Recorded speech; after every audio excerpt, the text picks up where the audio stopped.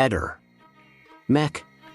Pallister. Il weekend del 14 e 15 dicembre si presenta come un punto cruciale in un caso che ha tenuto l'intera Italia in sospeso, un dramma che si dispiega con una narrazione avvincente e complessa. In quei giorni, amici e familiari di Liliana Resinovic si riuniranno in un luogo simbolico noto come il Boschetto del Ritrovamento, un nome che evoca ricordi dolorosi e speranze di chiusura. Questa riunione avviene in un momento in cui l'attesa per la superperizia firmata dalla dottoressa Cattaneo potrebbe finalmente dare una svolta decisiva al mistero che aleggia intorno alla morte di Liliana.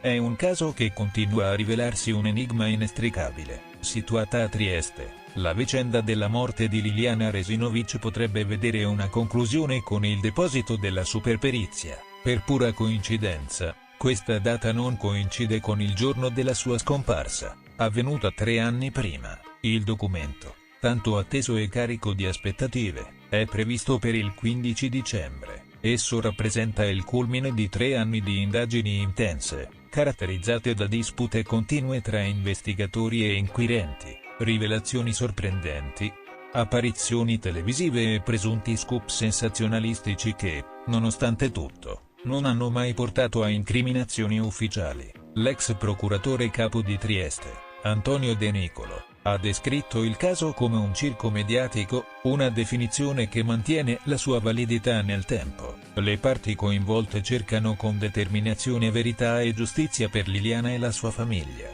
Gli avvocati, giocando i loro ruoli legittimi, hanno supportato versioni che, sebbene simili, divergono in modo significativo. Il pubblico e il web hanno alimentato il caso con ricostruzioni spesso fantasiose, e i documenti dell'indagine sono diventati di dominio pubblico come mai prima d'ora. Tuttavia, il clamore mediatico potrebbe avere una scadenza, e il ritrovo simbolico nel boschetto potrebbe segnare l'inizio della fine di questo lungo e doloroso capitolo. Luciano Garofano, ex generale dei RIS a Gorizia, ha commentato sul caso, sottolineando l'importanza della scienza e delle indagini per risolvere il mistero. In un momento di raccoglimento e memoria, familiari e amici si incontreranno alle 10:30 presso l'area boschiva dove, il 5 gennaio 2022, fu ritrovato il corpo di Liliana. L'invito è aperto a tutti coloro che desiderano partecipare, portando con sé un ricordo o semplicemente la propria presenza in onore di Lili. Questo gesto di condivisione e ricordo rappresenta un atto di amore e speranza per una verità che tutti attendono con ansia.